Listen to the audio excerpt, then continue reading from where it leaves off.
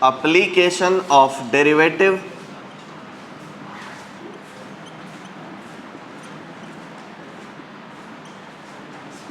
Tangent in normal पहला topic.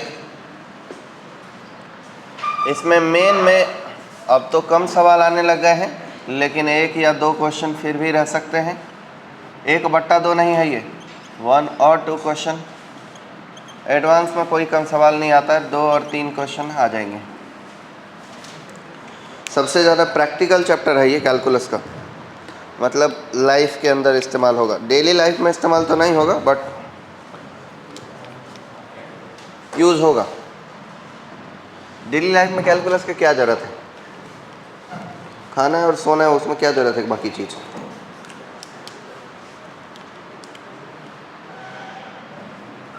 पर जहाँ कैलकुलस यूज़ होता है वहाँ ये यूज़ होगा। एक भी मार्कर में इंक ना है क्या? पहला टॉपिक टेंजेंट एंड नॉर्मल। किसी के पास कोई रिंग नाम की चीज़ है क्या? रिंग जैसी कोई चीज़, गोल लूप जैसा। मेरे पास क्या है?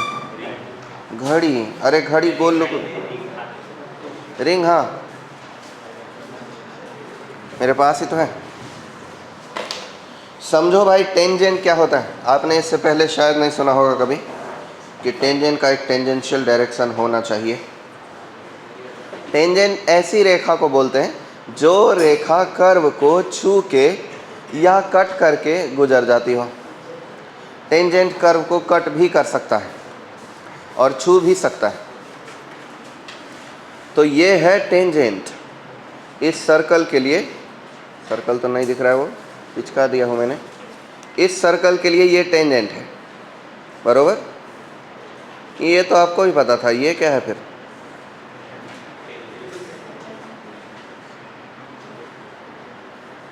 इतना तो तुम्हें भी पता था कि अच्छा इसको टेंजेंट बोलेंगे। इसको क्या बोलेंगे?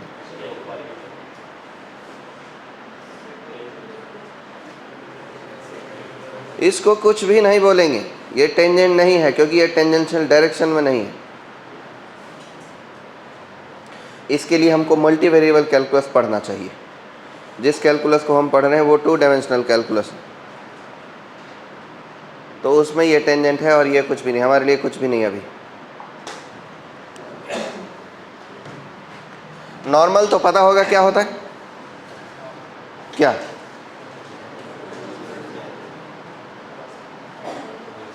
ये नॉर्मल है जो टेंजेंट से 90 डिग्री बना दे रहा हो।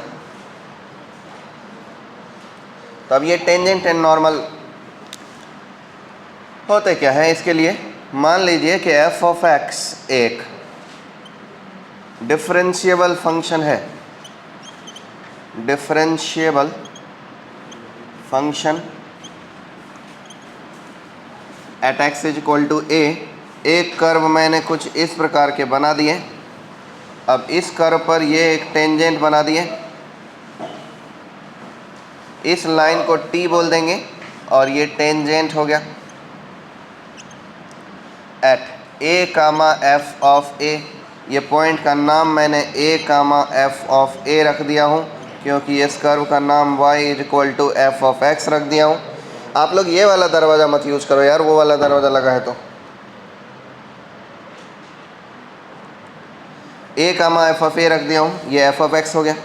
अब इसी से जो 90 डिग्री का एंगल बना रहा होगा उसे टेंजेंट कहेंगे, सॉरी नॉर्मल कहेंगे, और ये चीज़ n कहला जाएगा जिसको कि नॉर्मल कहेंगे।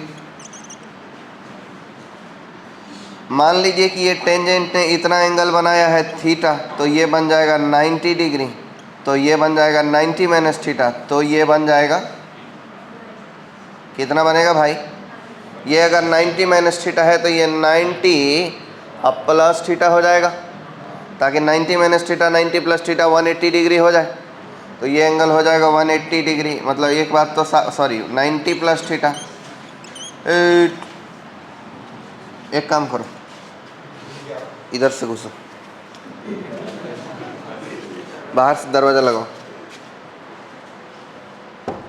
ए सुनो सुनो, ए भाई, ए हेलो, उधर से आना भी है।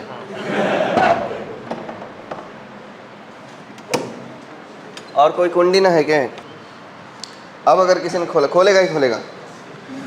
ये 90 प्लस थीटा हो गया और ये हो गया थीटा।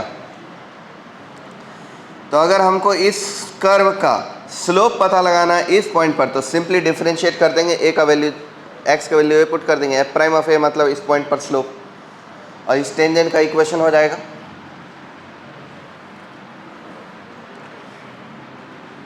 इक्वेशन ऑफ टेंजेंट वो हो जाएंगे y minus y coordinate. y coordinate का मतलब f of a is equal to slope times of slope अपना f prime of a times of x minus x coordinate, और equation of normal y minus y coordinate is equal to negative reciprocal of slope of tangent times of x minus a। ये normal का slope है। यहीं कुछ और बात लिख देता हूँ। D y by d x का मतलब हो जाएगा ये जो एंगल बनाया वो टेन थीटा, जिसे कि हम m से रिप्रेजेंट करते हैं, जिसका मतलब f प्राइम ऑफ a हो जाएगा, और d minus d x by d y का मतलब हो जाएगा, क्या हो जाएगा ये, माइनस कोट थीटा, जिसे कि हम -1/m से रिप्रेजेंट करेंगे, और ये बन जाएगा -1/f प्राइम ऑफ a, और ये है स्लोप ऑफ नॉर्मल का स्लोप, इस सिंबल से लिख सकते हो। टेंजेंट का स्लोप इस सिंबल से लिख सकते हो। सर ये दरवाज़ा बाहर से बंद कीजिए, उधर से आइए, ये दरवाजे से बार बार डिस्टर्ब होता है।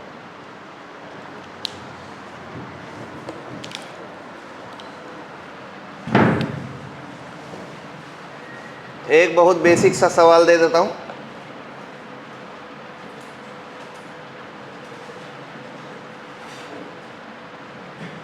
If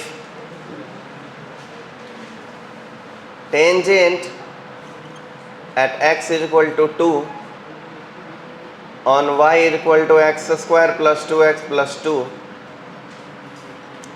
making intercept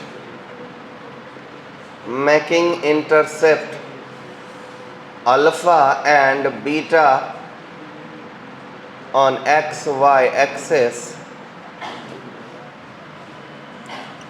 then equation of normal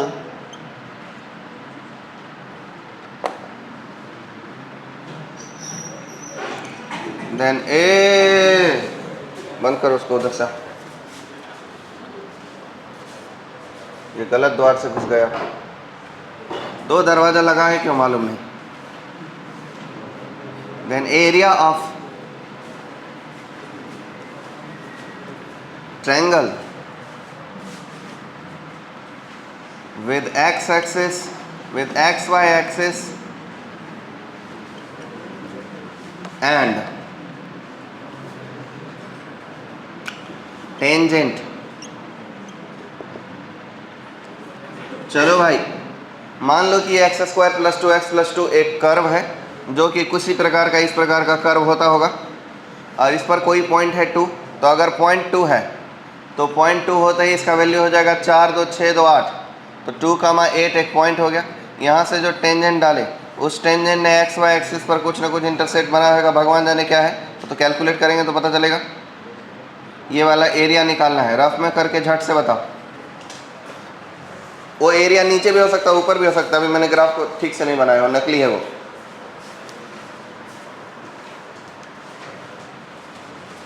इसका रूट नहीं है वो बात तो ठीक है, पर इस ग्राफ का जो टर्निंग पॉइंट है वो लेफ्ट साइड में होना चाहिए, ओरिजिन के लेफ्ट में होना चाहिए, ओरिजिन के राइट में हो गया है।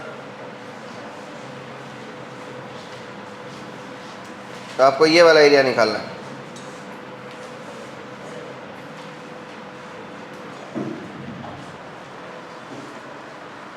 कितना आया? 1/3 आ गया। उसमें भी अलग अलग आ जा रहा है, कोई बात नहीं, मैंने दिया ही क्यों क्वेश्चन। फिर y minus 8 equal to slope कितना हो जाएगा भाई इसका? 2x प्लस 2, और 2 पे रखेंगे तो 4 प्लस 2 6 हो जाएगा, 6 टाइम्स ऑफ x माइनस 2। इसमें x इंटरसेप्ट हो जाएगा y का वैल्यू 0 रखने पर, y का वैल्यू 0 रखेंगे तो -8/6 अब +2, तो 2 - 8/6 का मतलब है 2 - 4/3, और 2 - 4/3 का मतलब है 6 - 4 मतलब 2/3 कामा, और x की वैल्यू 0 रख देंगे, y का वैल्यू कितना हो जाएगा, ये 0 रखेंगे तो -12, और -12 + 8 = -4 हो जाएगा। तो इसका एरिया चाहिए, करो जी, -8/6 मतलब एरिया जो है वो हो जाएगा 1/2 हाफ इंटू 2/3 इंटू -4 का मॉड लगा के 4/3। इसका आपका कितना आया था, कितना सर, कैसे जी, कितना है आप लोगों का 4/3?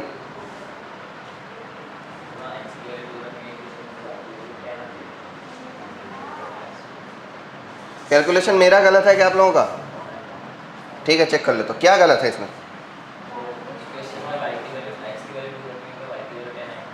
x की वैल्यू क्या रखेंगे तो, अच्छा ये पॉइंट गलत है, तो इतना देर बाद तक बोल करना हो आपसे 4 4 8 2 10, हाँ ये बात भी सही है। तो x y -8 ना होगा, y -10 होगा, तो इससे ये पॉइंट और वो पॉइंट दोनों बदलेगा। तो फिर चलो भाई y का वैल्यू 0 रख के देखो, x की वैल्यू बताओ, -10/6 बोलो ना, x की वैल्यू आप लोग कैलकुलेट किए होंगे ना, कितना, साला किसे पढ़ाने आ जाता हूँ यार, 1/2 3 बोल के बने होता है बहरे गूंगे। y की वैल्यू -2, डेल्टा का वैल्यू 1/2 1/3 -2 का मॉड टिशुम 1/3 आए। ये कितने लोग आया जी, 2 लोगों का, 1 2 3 4 5 6, कोई बात नहीं। एक क्वेश्चन देता हूँ, क्वेश्चन 2, ये करो,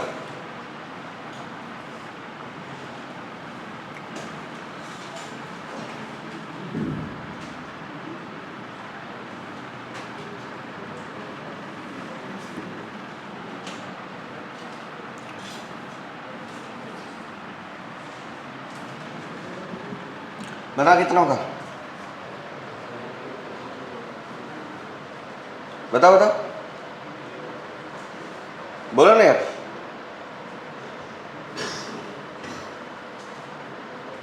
आंसर तो बोलो जल्दी।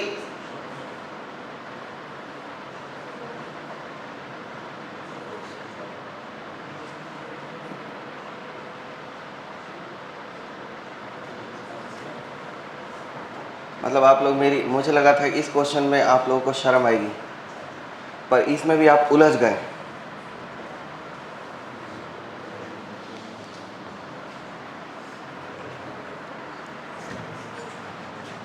अच्छा अब आप आपके लेवल का क्वेश्चन देता हूं मैं, ये बताओ कितना होगा,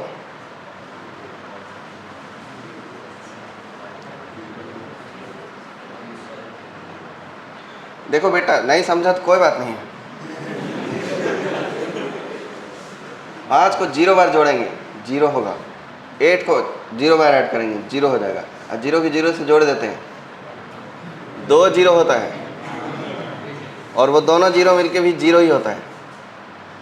ये कंसेप्ट तो पता होगा शायद बचपन से।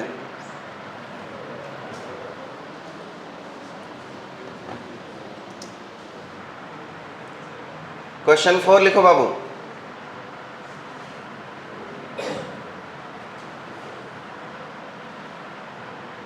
Find equation of tangent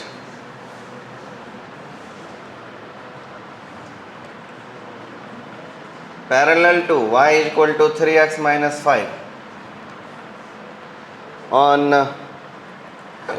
y = x³ - 4x + 1 ना।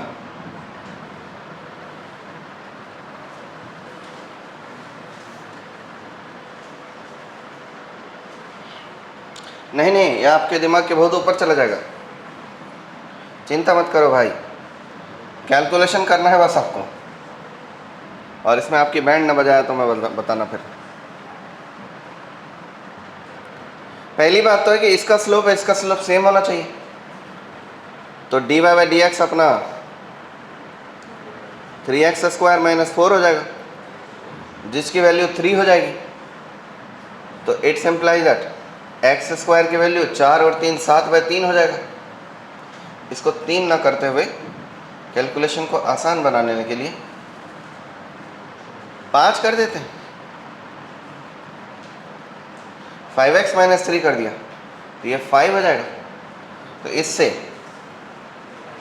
9/3 3 हो जाएगा, तो x की वैल्यू प्लस माइनस √3 हो जाएगी।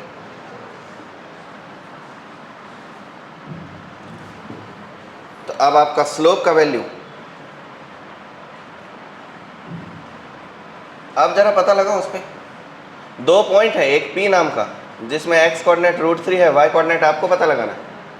तो उस पर टेंजेंट एट P बनेगा y माइनस जो भी y कोऑर्डिनेट आपने पता किया is equal to 5 times of x minus √3, और एक पॉइंट Q बनेगा जिसमें x कोऑर्डिनेट माइनस √3 है।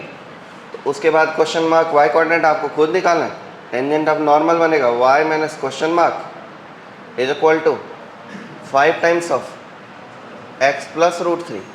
अब ये क्वेश्चन मार्क आप खुद पता लगाओ।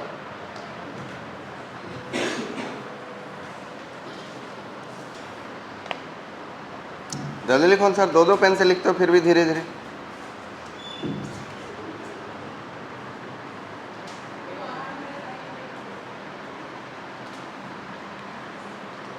चलो लिखो important notes.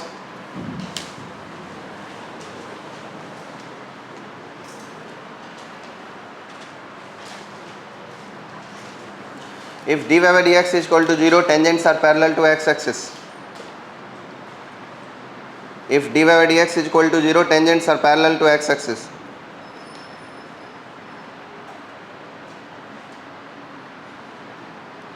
If dy by dx tends to infinity or minus infinity, tangents parallel to y axis.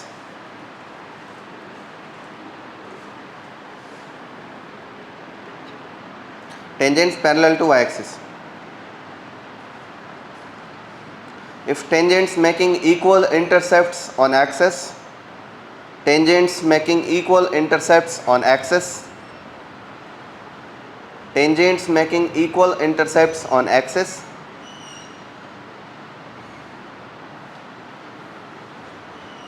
dy by dx, then dy by dx equal to plus minus 1. चौथे नंबर की बात,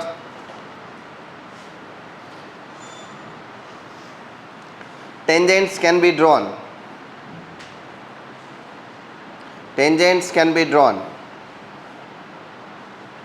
through the point, tangents can be drawn even through the point, tangents can be drawn even through the points where dy by dx is not defined, where dy by dx is not defined. अभी इसका graph बना के दिखाऊंगा। 5वें number की बात,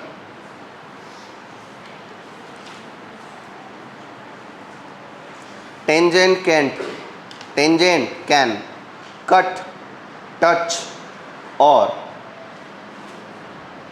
intersect, tangent can touch, cut or intersects the curve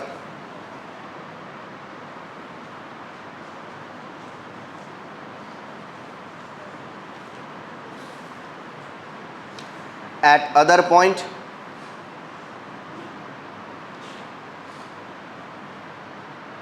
or at point of tangency, at other point और at point of tangency, point of tangency पर भी टच या कट हो सकता है। और जिस पॉइंट पर कर्व का स्लोप एग्जिस्ट नहीं करता है, टेंजेंट उस पॉइंट पर भी हो सकता है। मतलब ये जो डेफिनेशन है कि अगर किसी एक पॉइंट पर यूनिक टेंजेंट पॉसिबल है तो उसे कर्व डिफरेंशिएबल बोला जाएगा, गलत है। ये पूरी तरीके से सही नहीं है, उसका भी एक एक्सेप्शन मिल जाएगा।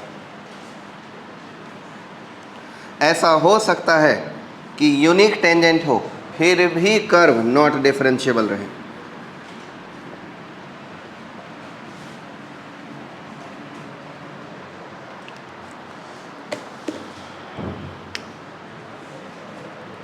एग्जाम्पल के लिए समझो दोस्त, y इक्वल टू एक्स का पावर 1/3 का होल स्क्वायर कर दो।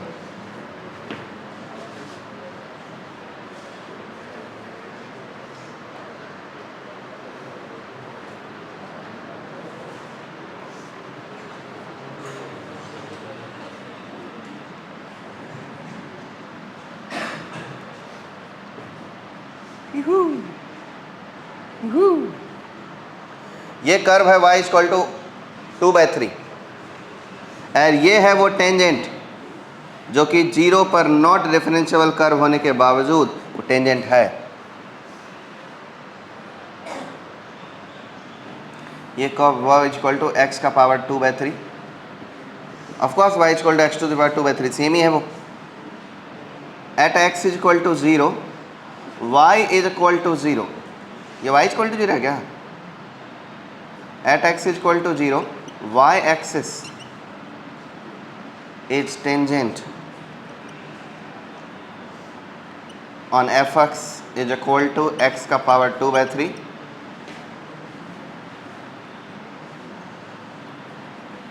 यहाँ नोटिस करने वाली बात यह है कि f prime of 0 not defined है। तो f प्राइम ऑफ 0 नहीं डिफाइंड होने के बावजूद भी यूनिक टेंजेंट हो गया। तो यूनिक टेंजेंट होना कर्व के डिफरेंशिएबल होने का सबूत नहीं हो सकता।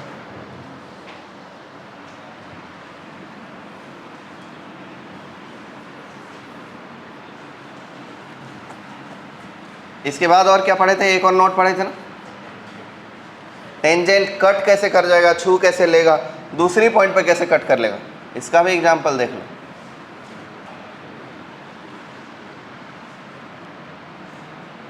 अगर मैं यहां टेंजेंट बनाता हूं तो कट कर लेगा, और अगर मैं यहां टेंजेंट बनाता हूं तो दूसरी पॉइंट पे कट कर लेगा। मान लीजिए कि T1 ये point A comma F of A है और ये point B comma F of B है, जो कि C comma F of C पे कट कर रहा है। इसका नाम रख देते टेंजेंट 2 कट्स कर्व अगेन।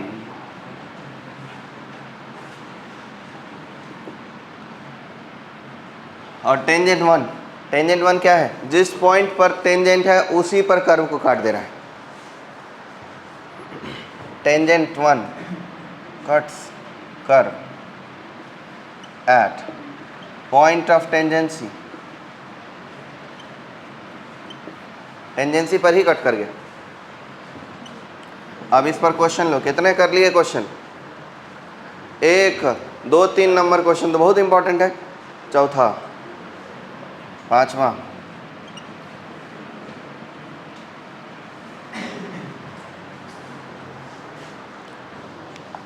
लिखो भाई।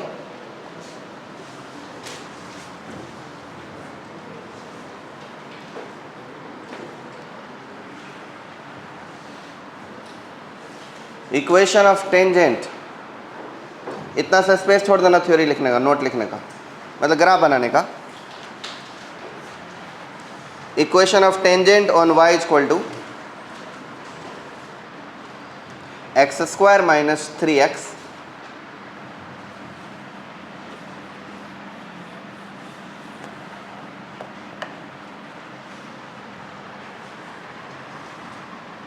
at x equal to 3, at x equal to 3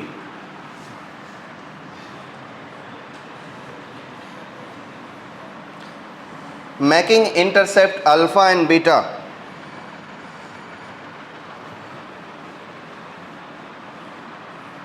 on xy axis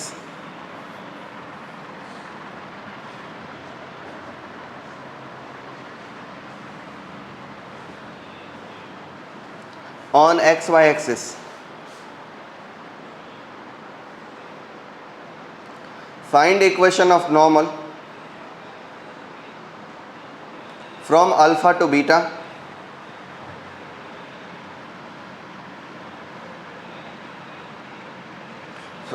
from alpha comma beta, alpha to beta नहीं अरे, from alpha comma beta to y is equal to x square minus 3x.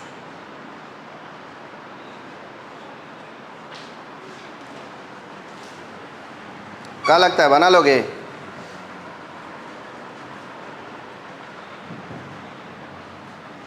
Try कर सकते हो आप। एक curve है, quadratic है, दो रूट है इसके 0,3, ये अपना एक्स वाई एक्सिस हो गया, 3 हो गया। At x is equal to 3 tangent on this making intercept alpha and beta. तो अल्फा जो है वो एक्स एक्सिस पर है, तो वो तो खुद ही 3 है, और यहाँ जो पॉइंट मिलेगा, मान लो 0, बीटा मिलेगा, तो अब आपका 3, बीटा से जो नॉर्मल डालोगे, उस नॉर्मल का समीकरण चाहिए।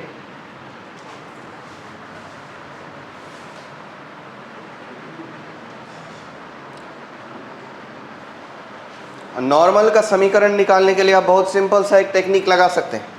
पहले आप बीटा का पॉइंट निकाल लो, और इस कर्व पर कोई एक पॉइंट मान लो। मान लीजिए कि इस पैरामेट्रिक पॉइंट, ये कर्व कौन सा है, y equal to x square minus 3x, तो इसमें पैरामेट्रिक पॉइंट मान लेते, t मान लेते पैरामीटर, तो t t square minus 3t हो जाएगा पैरामेट्रिक पॉइंट। तो अब 3, बीटा और ये पॉइंट के बीच का जो स्लोप होगा वो इसके डेरिवेटिव का नेगेटिव रेसिप्रोकल होगा t पर, उससे हमको t मिलेगा, और t मिल गया तो पॉइंट मिल जाएगा, नॉर्मल मिल जाएगा। करो, ये टॉपिक है tangents and normal from external point.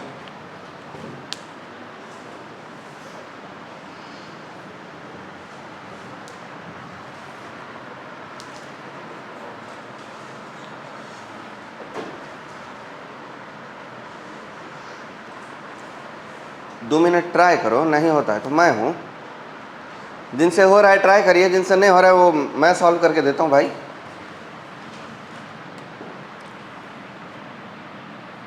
हमको पहले बाबू dy by d x at x equal to 3 का ज़रूरत है, वो हो जाएगा अपना 2 इंटू 3 माइनस 3 यानी 3।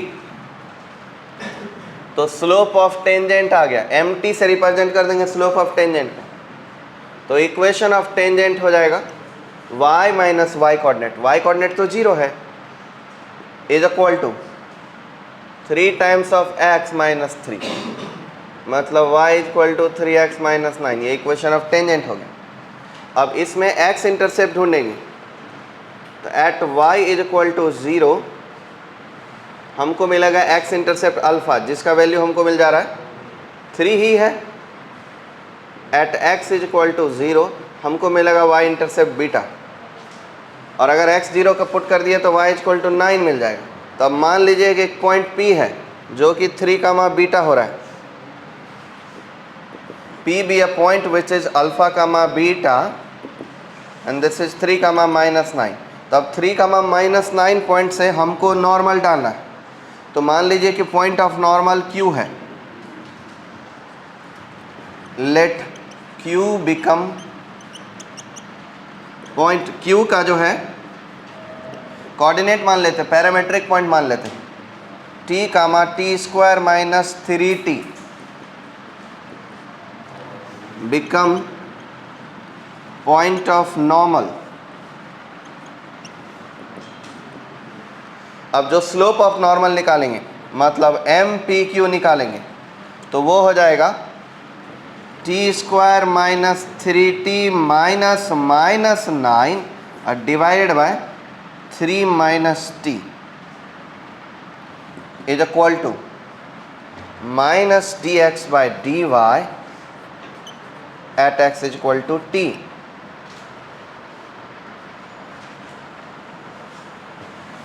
कहीं ये क्वाड्रेटिक बाई क्वाड्रेटिक ना बन जाए भाई। बाई क्वाड्रेटिक बना तो क्वेश्चन सॉल्व ही नहीं होगा। T square minus 3t plus 9 divided by 3 minus t is equal to minus d x by d y d x तो अभी निकाले थे, कहाँ गया कर्व? -1 bye 2t minus 3। अभी जो हो रहा है ये बहुत दर्दनाक होने वाला है।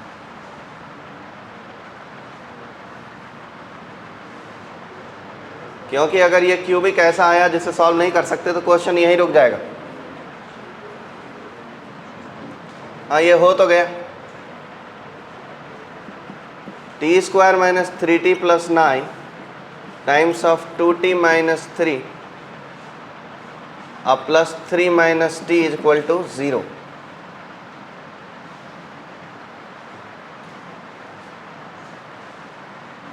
कर ही लेता हूँ मैं, बनने वाला होगा तो बना लेंगे, नहीं तो छोड़ देंगे। 2t cube minus 6t square plus 18t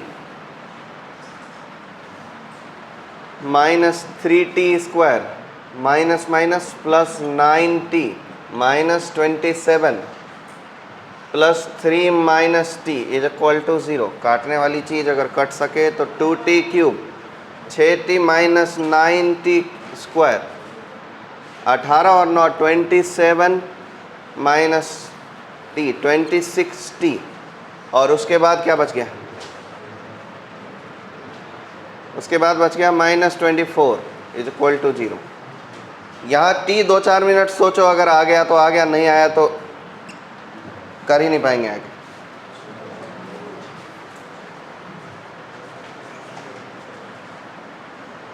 data random set किया हुआ हो सकता है क्यूबिक आ जाए जो सॉल्व ना हो।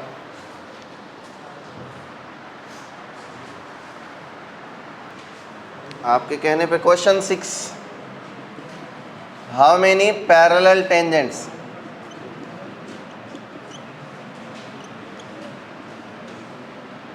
Are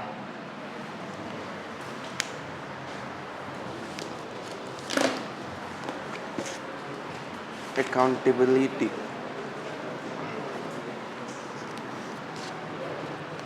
How many parallel tangents are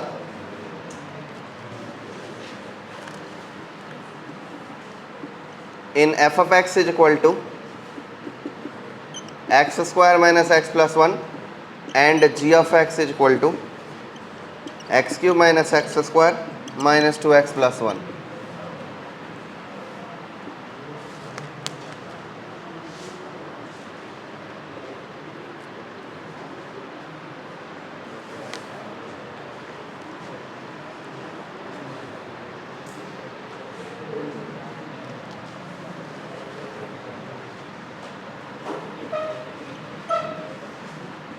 Prove that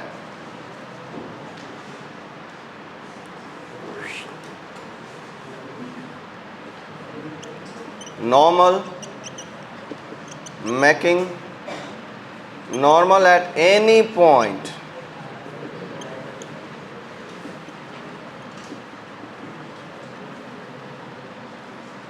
making obtuse angle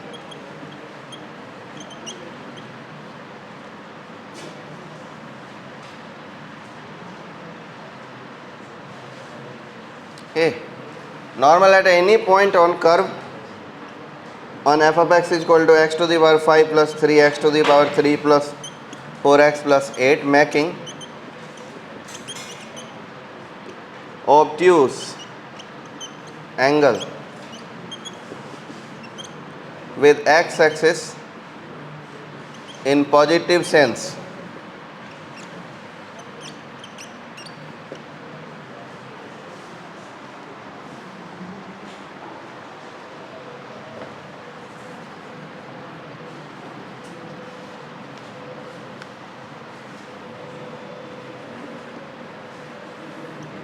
Equation of tangent and normal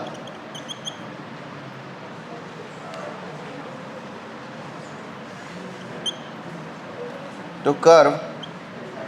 ए जिसको बातचीत करना है, 2 द्वार है, उधर से खोल के जाना। Tangent and normal to curve,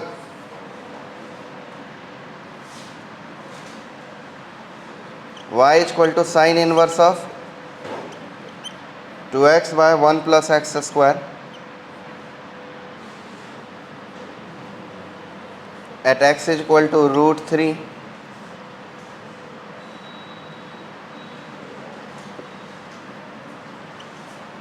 intersect at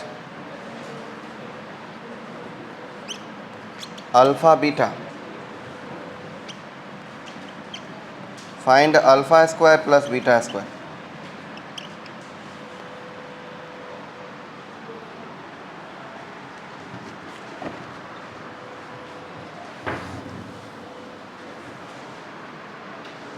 ये करो।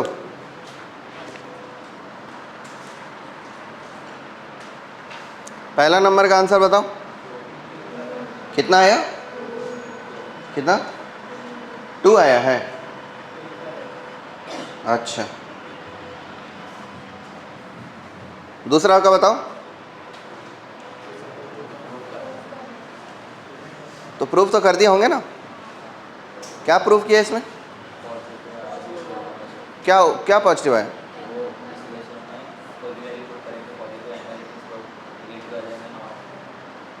एक मिनट, क्या बोल रहे हो जरा बताओ फिर से। इक्वेशन में कोई वैल्यू पुट करेंगे पॉजिटिव आएगा, ओके बाबू। माइनस इन्फिनिटी पुट करके देखो तो। अच्छा, डिफरेंशिएट करेंगे तो कोई पॉजिटिव आएगा। तो इससे क्या पता चला? टेंजेंट एक्यूट एंगल बना रहा है। टेन थीटा किस क्वाड्रेंट में पॉजिटिव होता है?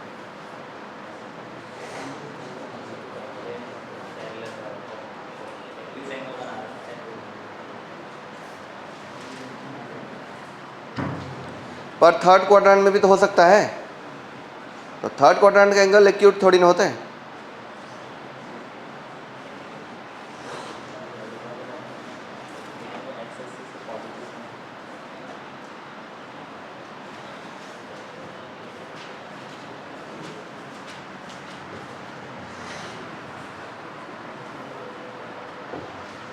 फर्स्ट क्वाड्रेंट थर्ड क्वाड्रेंट का एंगल दोनों सेम ही होता है।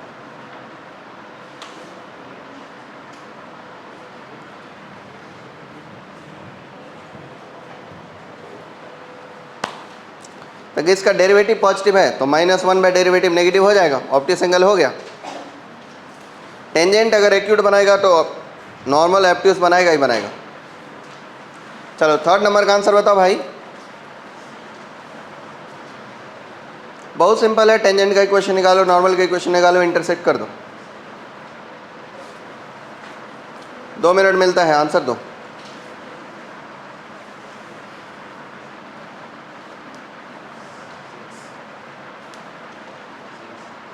कितना? 6 आया। x की वैल्यू कितनी आई? पॉइंट ऑफ इंटरसेक्शन में x की वैल्यू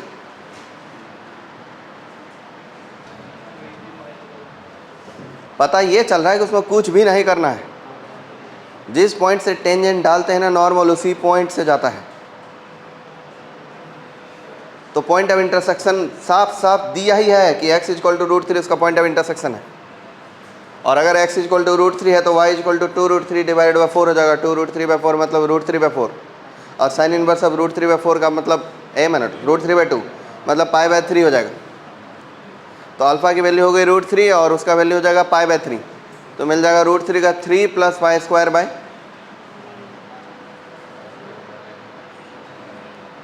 π/3 था ना वो, π² 9,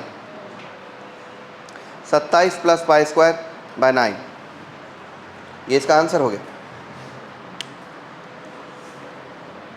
वो दिया ही है x equal to √3 point of intersection. Point of intersection x equal to √3 हो गया और y equal to sine inverse 2√3/4 मतलब √3 comma π/3 alpha square plus beta square 3 + π² 9 27 + π² 9। कितने लोगों से बना है ये?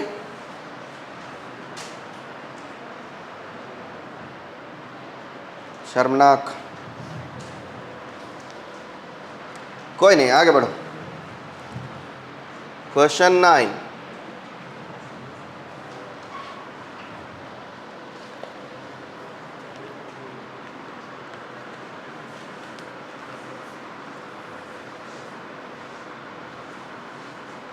अच्छा वो भी तो बनाना पड़ेगा मुझे। क्वेश्चन 9 दे देता हूँ, तब तक वो बनाएंगे बाद में।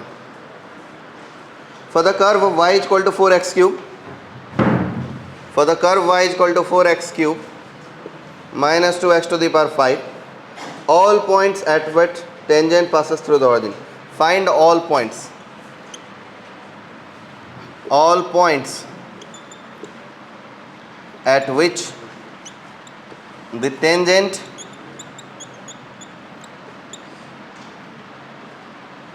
pass through origin. ऐसे कितने पॉइंट्स होंगे वो सब पॉइंट पता लगाइए जो इस कर्व पे हैं, जिस पे डाले जाने वाला टेंजेंट ओरिजिन से पास कर जाए।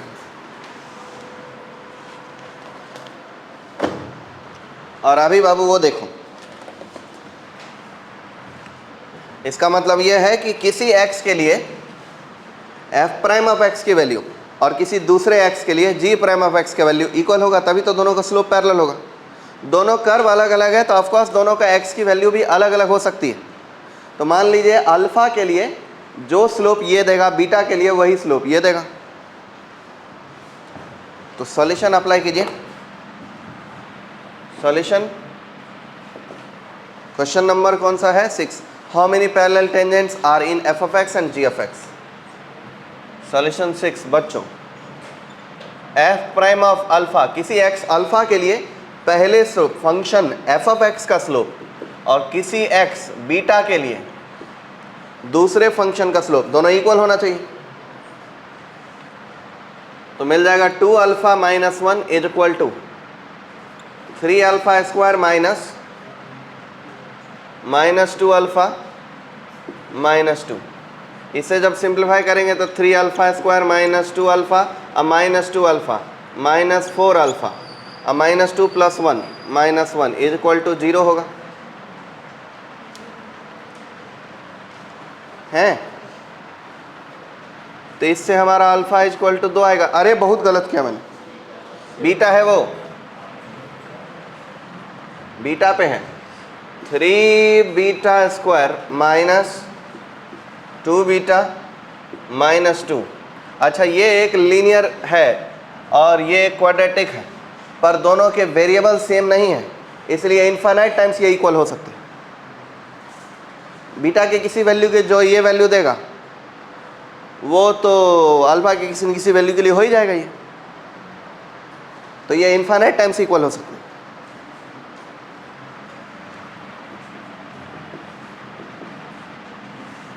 This is possible for infinite pair of alpha and beta.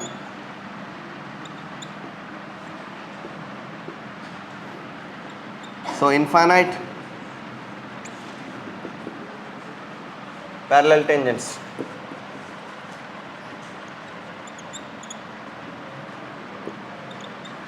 are possible.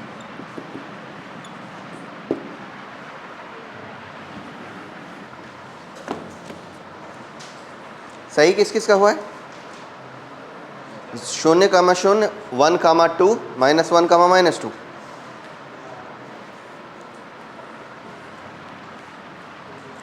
मान लो ना कोई एक पॉइंट इस पे,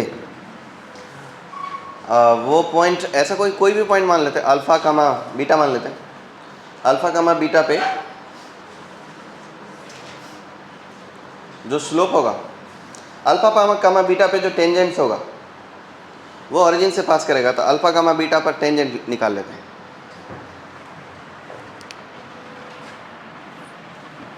solution 9। Let t be tangent at alpha comma beta. तो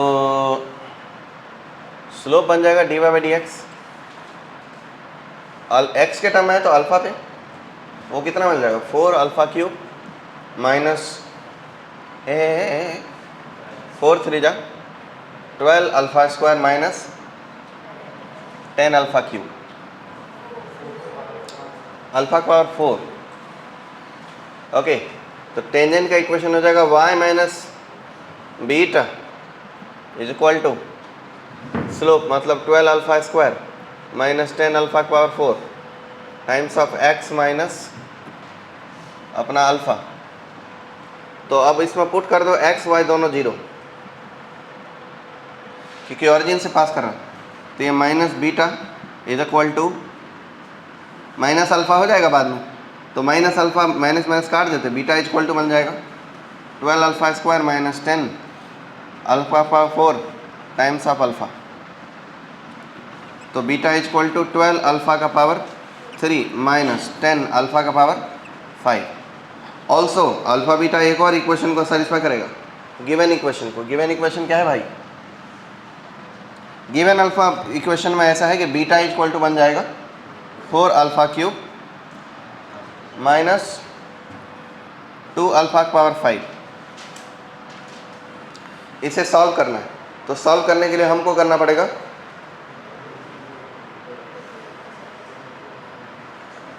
क्या करना पड़ेगा हमको? इसको 3 से मल्टीप्लाई कर देते हैं, तो ये क्या कर दूं? इक्वेट करने से आ जा रहा है, ठीक है। अगर इक्वेट करने से आ जा रहा है तो ठीक है, तो फिर नहीं करेंगे। क्या था यहाँ? 4 था।